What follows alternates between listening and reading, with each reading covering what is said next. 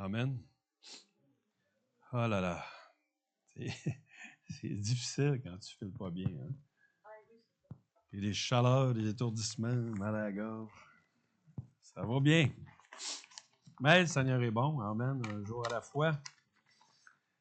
Et merci que le pasteur a bien voulu que je revienne vous ramener un message ici à l'Église. Et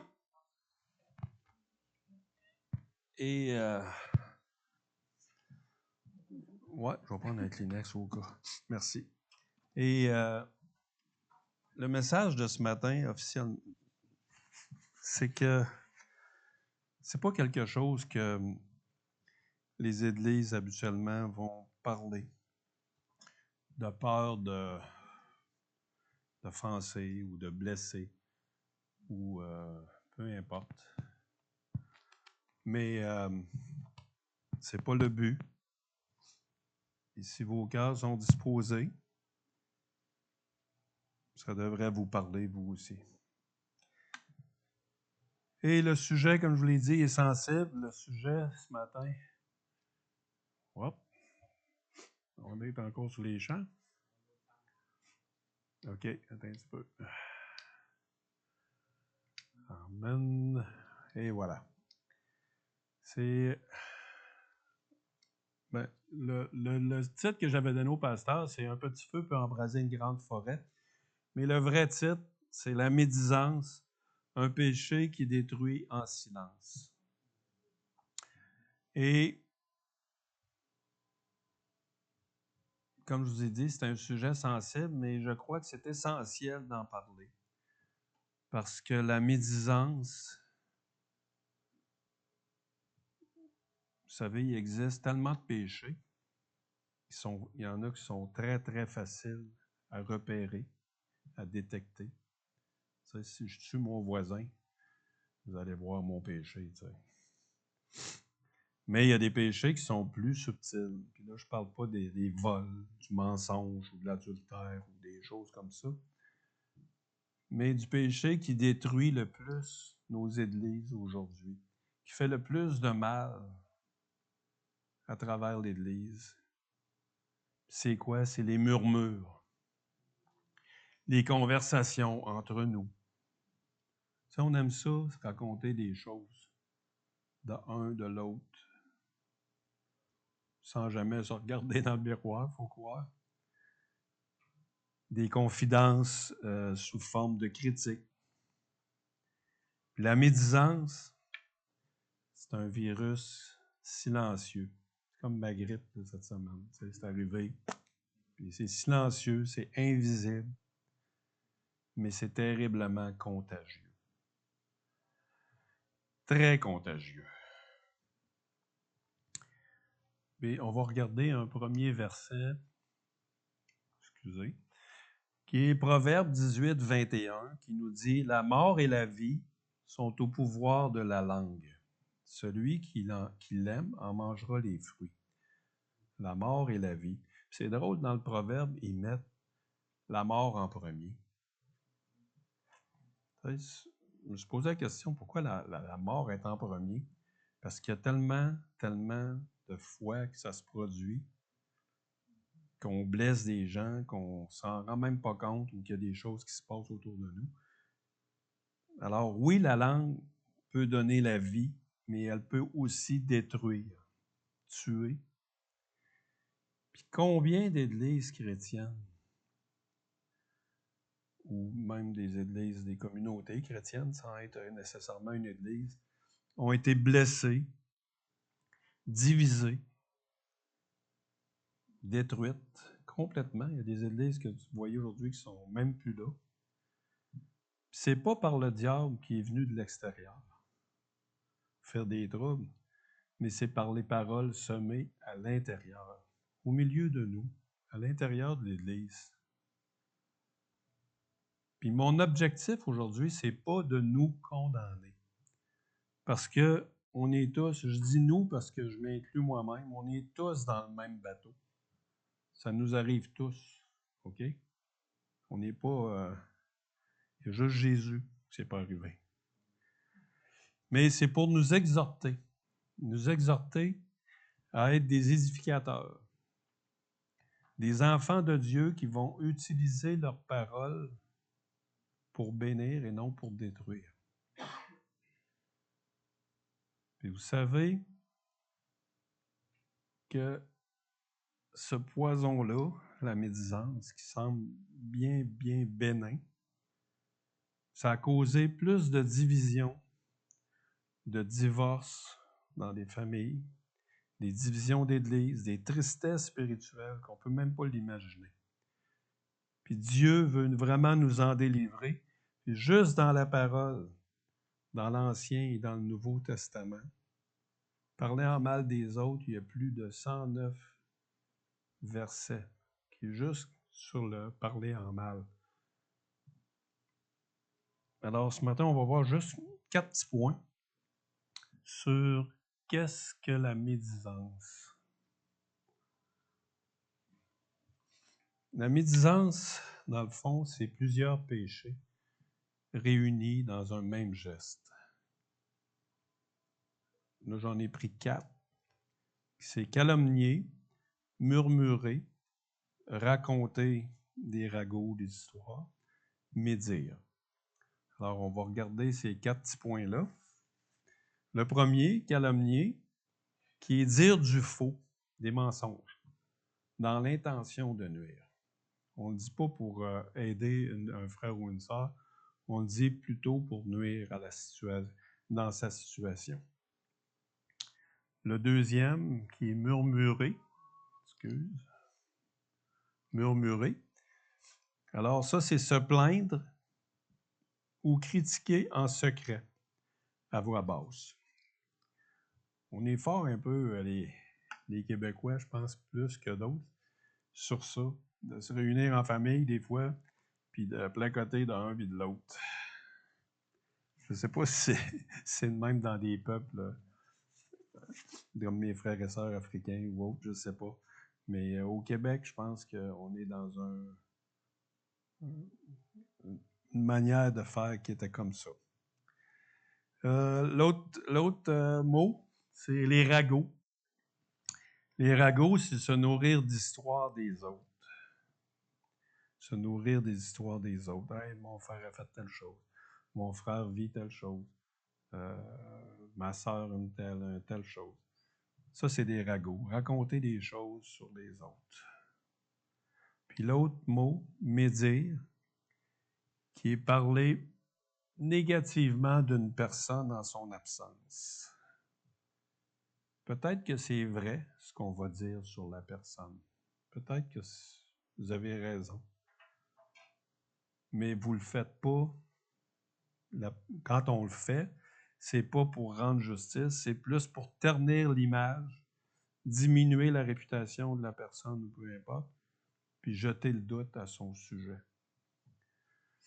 Puis contrairement à la correction fraternelle que Jésus recommande dans Matthieu 18, 15, Jésus nous dit, « Si ton frère a péché, va et reprends-le entre toi et lui seul. S'il t'écoute, tu as gagné ton frère. » Ça, c'est l'aider avec amour, le reprendre. C'est pas de décider, puis de placoter, puis de décider qu'il fait telle chose, puis il ne devrait pas, puis blablabla. Mais la médisance, c'est toujours une voix indirecte dans le dos. On parle de la personne en cachette, jamais avec elle. Puis Jésus nous dit, prends ton frère, reprends-le entre toi et lui seul. Puis le problème là-dedans, mes frères et sœurs, c'est que la médisance, c'est jamais un acte neutre. Il y a toujours des répercussions. Il y a toujours des conséquences à la médisance. Ça fait du tort, ça blesse, ça divise, ça empoisonne notre assemblée, notre Église. Et dites-vous que derrière chaque médisance, il y a toujours le plan du diable, Satan, qui est là. Son plan, c'est quoi? C'est briser l'unité. Parce que l'unité, c'est la force de l'Église. Si on brise l'unité dans l'Église, là, ben ça ne peut pas faire une Église qui va avancer, qui va construire, c'est impossible. Puis si le diable peut réussir à briser la confiance entre les frères et les sœurs, il affaiblit notre Église. Il affaiblit même notre témoignage. Donc, la médisance, ce n'est pas un geste isolé. Ce n'est pas quelque chose que vous faites. Hein, je ne m'attendais pas de faire ça. Tu sais, pardon. Non, ce n'est pas un hasard. Mais c'est un instrument spirituel. C'est l'instrument spirituel favori du diable. C'est son master. C'est la meilleure chose qu'il ne peut pas utiliser. Vous allez voir, vous allez comprendre pourquoi plus loin. C'est vraiment l'instrument spirituel favori du diable. Puis Jacques nous met en garde dans Jacques 3, 5, 6, qui nous dit « De même, la langue est un petit membre, et elle se vante de grandes choses. Voici comme un petit feu peut embraser une grande forêt. » La langue, dans le numéro 6, la langue aussi est un feu. C'est le monde de l'iniquité. Alors, la langue est un feu. C'est le monde de l'iniquité, le péché, Satan. Tout est attaché. Puis Proverbe 16, 28 nous dit que l'homme pervers excite des querelles, puis que le rapporteur divise les amis. OK? Puis dans Proverbe 20, 19, celui qui répand la calomnie dévoile les secrets. Ne te mêle pas avec celui qui ouvre ses lèvres. Oups, elle n'est pas affichée. OK, elle est là. Ouais. Ne te mêle pas avec celui qui ouvre ses lèvres. Alors, la parole est claire. Quand ça commence, ben, retire-toi. Puis, le deuxième point, c'est pourquoi la médisance est un péché grave. Pourquoi Dieu la déteste autant? Premièrement, elle détruit ce que Dieu bâtit. Parce que Dieu est amour. Elle contredit le caractère même de Dieu. L'amour fraternel va s'éteindre. C'est inévitable parce que l'unité dans l'Église va se briser.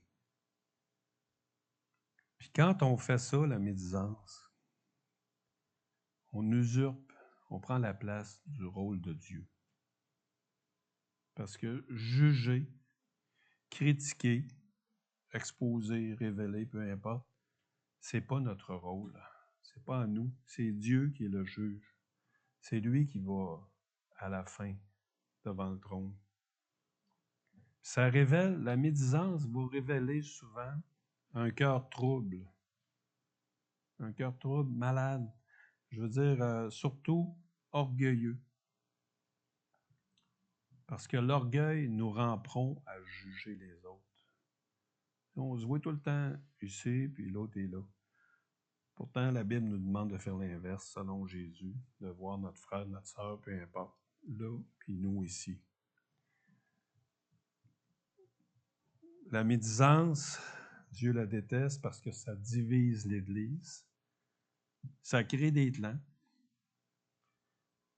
Puis prenez un exemple, un nouveau converti qui va arriver dans votre assemblée, dans une autre église, peu importe, qui s'assoit puis qui entend des gens qui sont en train de chuchoter, de parler ou de dire des paroles négatives. Il va se dire quoi, cette personne-là? Ben, c'est pas mieux d'où je viens.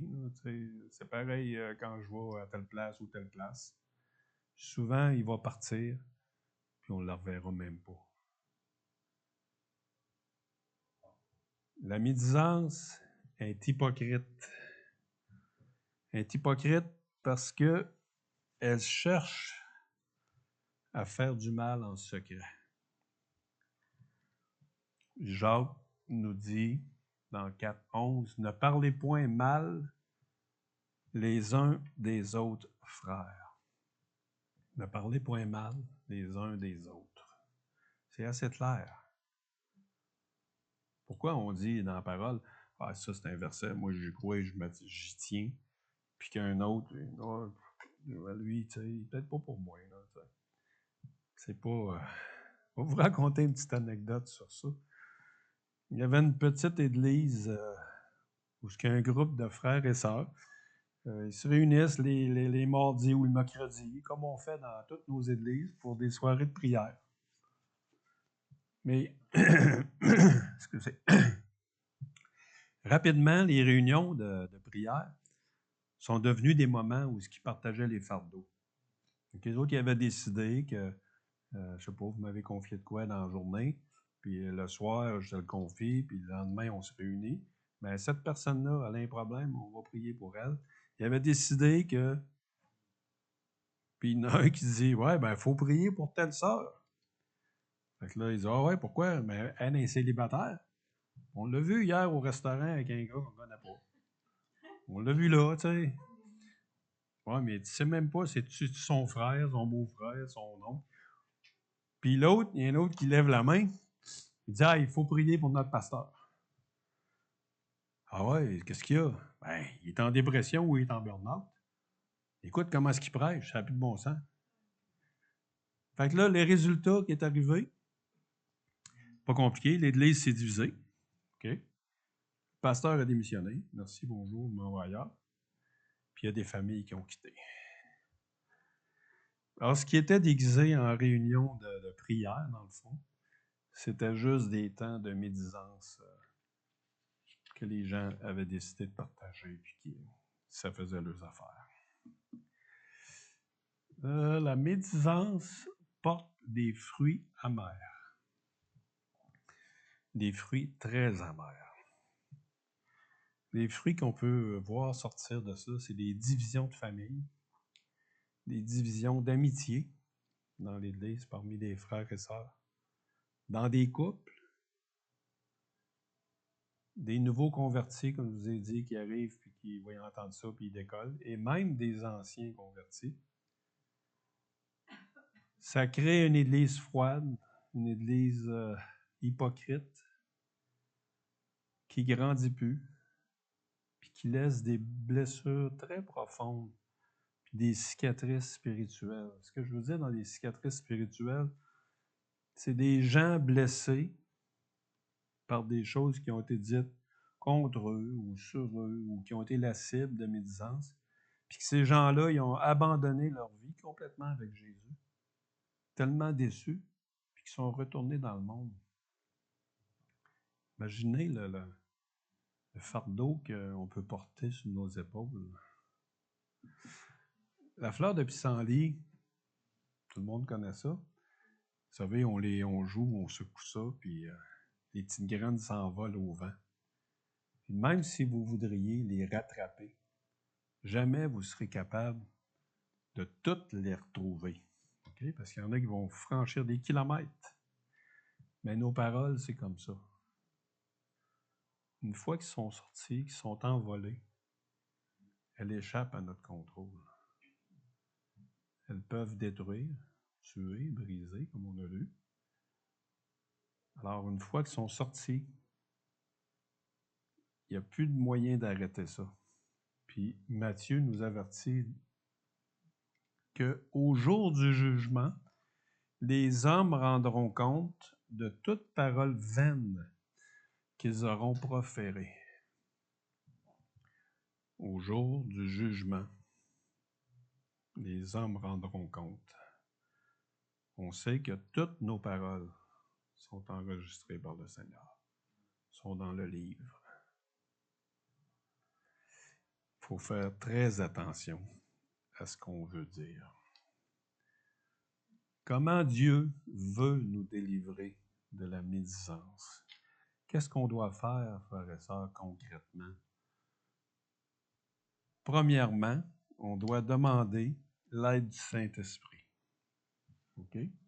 Psaume 141, 3 dit « Éternel, mets une garde à ma bouche, veille sur la porte de mes lèvres. » On voit sur la photo, ils ont mis un zipper. Ça serait pratique des fois. Alors, demandons à Dieu par le Saint-Esprit de nous donner la maîtrise de nos paroles. Puis pratiquons ce que Jésus, on a vu tout à l'heure, la correction biblique, que si un frère faute ou si un sujet d'inquiétude survient, allons le rencontrer, allons lui parler en privé. Puis dans l'amour, on va trouver la solution. Comme Jésus nous le demande dans Matthieu, qu'on a vu tout à l'heure. Remplaçons la médisance par la prière. Si on est tenté de parler contre un frère ou une sœur, bien, parlons-en premièrement à Dieu. Puis parlons-en de lui, à Dieu, premièrement. Puis transformons notre critique en intercession. Vous savez, on va choisir d'édifier au lieu de choisir de médire. Nos paroles doivent vraiment servir à bâtir, pas à briser. Éphésiens 4,29 nous dit qu'il ne sorte aucune mauvaise parole ne sorte de votre bouche. Il y a d'autres versions qui sont en l'envers, qu'il ne sorte de votre bouche aucune parole mauvaise. Puis, Proverbe aussi nous dit, celui qui parle beaucoup ne manque pas de péché, mais celui qui retient ses lèvres est un homme prudent. Alors, apprenons à se taire. Au Québec, on dit apprenons à se la fermer. On dit ça plus poliment, là, mais. Alors, apprenons à se taire. Et un autre point, si on veut que Dieu nous délivre de la médisance, nous devons confesser nos paroles destructrices à Dieu. Parce que Proverbe 28 nous dit, celui qui cache ses transgressions ne prospère point. La médisance, c'est une transgression, c'est un péché. Si on ne le confesse pas à Dieu, comme on a vu dans Matthieu 12, on va avoir rendront des comptes pour toute parole vaine quand on sera devant le Seigneur. Mais si vous les confessez, on n'aura pas ce fardeau-là devant le Seigneur. Apprenons à protéger les frères et sœurs qui ne sont pas là. C'est protéger dans le sens que Dieu nous appelle, dans le fond, à être des gardiens de la réputation des autres, de nos frères, de nos sœurs, pas leurs accusateurs. Si on les protège, au lieu de les pointer du doigt, dire il a fait ci, il a fait ça, prions pour lui, Dieu va s'occuper du reste. Une petite question pour vous. Comment de miracles vous pensez qu'on pourrait avoir dans nos vies personnelles et dans nos églises si à chaque fois qu'on a envie de médire, à la place, on décidait de prier pour ces gens-là? Ça serait un bouleversement. Moi, je suis convaincu que ça serait un bouleversement dans toutes les églises. Tu veux savoir si tu marches dans l'amour? Mais pose-toi la question, regarde ce que tu dis quand l'autre n'est pas là. Ça va te donner une bonne idée si tu marches dans l'amour ou non. Imaginez quand vous venez le dimanche, si toutes les paroles qui se sont dites s'imprimeraient sur nos vêtements. Quand on arrive dans l'église le dimanche, on serait fiers de porter notre linge, de montrer, oui, un tel, oh, et oh. On n'aurait peut-être pas les culottes assez longues pour tout prendre. Alors, on va se rappeler en terminant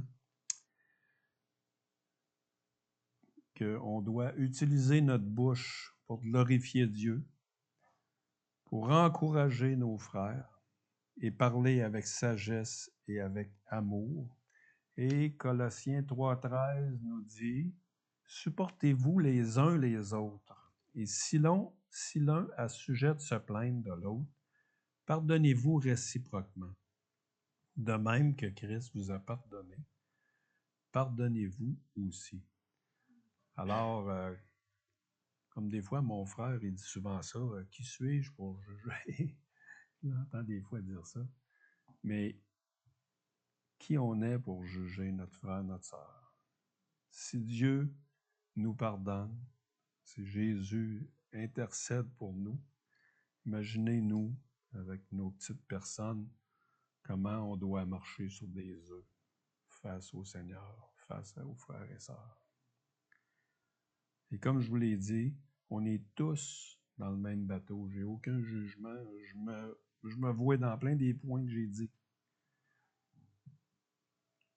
Et en terminant, si ce matin, vous sentez que c'est pour vous, que vous voulez être libéré, je vais juste rester une prière et courber les têtes et répétez-le dans vos cœurs si ça vous a touché, si c'est pour vous, et qu'on puisse tous être dans une même direction, dans un même pensée pour le Seigneur, une même direction. Alors, Seigneur Tout-Puissant, nous venons devant toi ce matin, Seigneur, avec humilité. Merci, Seigneur, pour cette parole de ce matin. Tu nous as rappelé le danger de la médisance. Merci de nous avoir éclairés et avertis.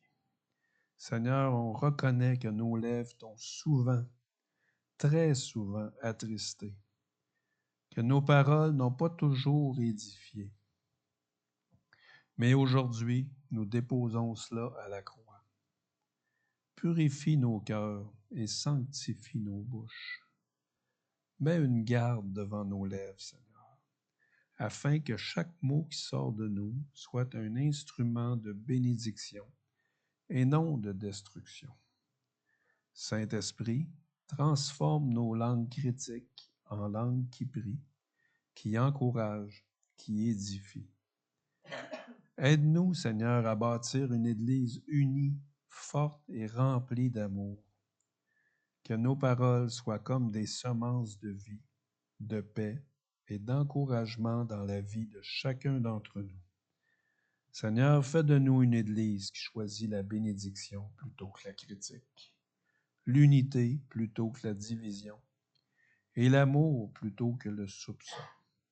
Et qu'on puisse briller, Seigneur, dans ce monde comme un témoignage vivant de ton amour. Oh, sois loué, Seigneur, et on te demande toutes ces choses, Seigneur, de changer nos cœurs, Seigneur, et de changer nos paroles, nos façons d'agir et de parler, Seigneur, et que tout soit pour ta gloire, Papa. On veut vraiment marcher dans ton chemin et non à côté, Seigneur. Sois loué et sois béni, Père éternel, au nom de ton Fils Jésus.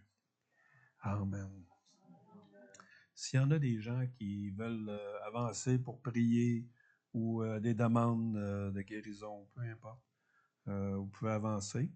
Et sinon, on va faire 2 chants pour terminer ce dimanche,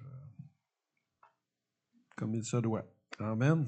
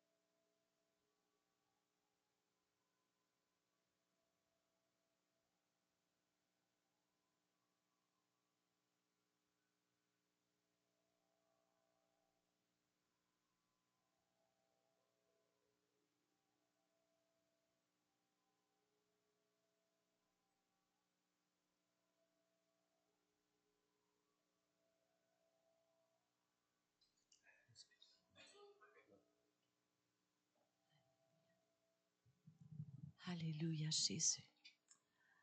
Alléluia. Amen. Amen. Je suis tout en chaleur, en sueur. Amen. On va terminer avec 2 chants. Et ouvrez votre cœur au Seigneur.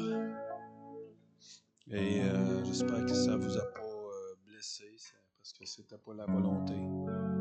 C'est vraiment pour apporter la paix dans nos églises. Oui, Jésus, alléluia. Amen.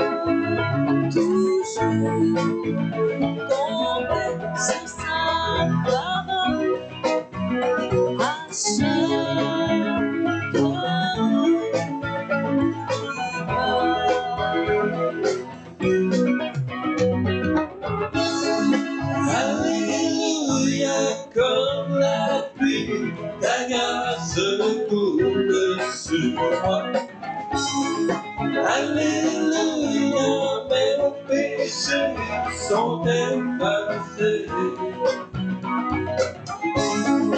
Alléluia, comme la pluie, ta grâce coule sur moi.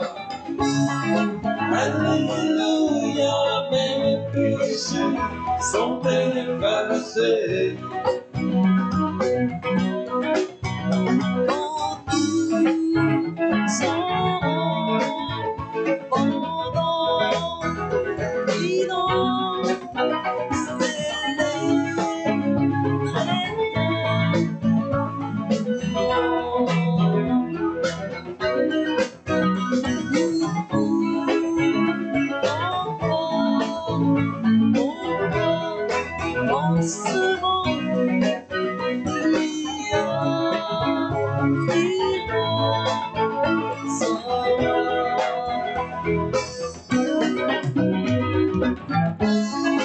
Alléluia, comme la pluie, ta grâce coule sur moi.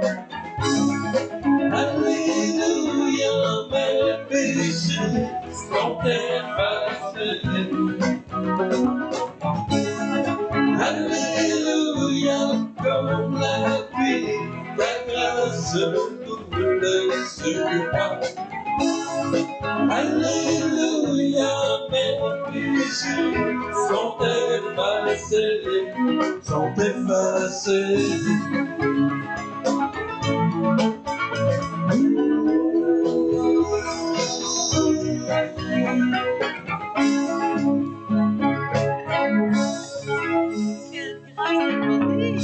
Alléluia. Merci Seigneur. Quelle grâce infinie qu'on a eue. Amen. Hey, bon dimanche à tous. Et je vous le dis, vous avez vraiment l'air des chrétiens. Amen.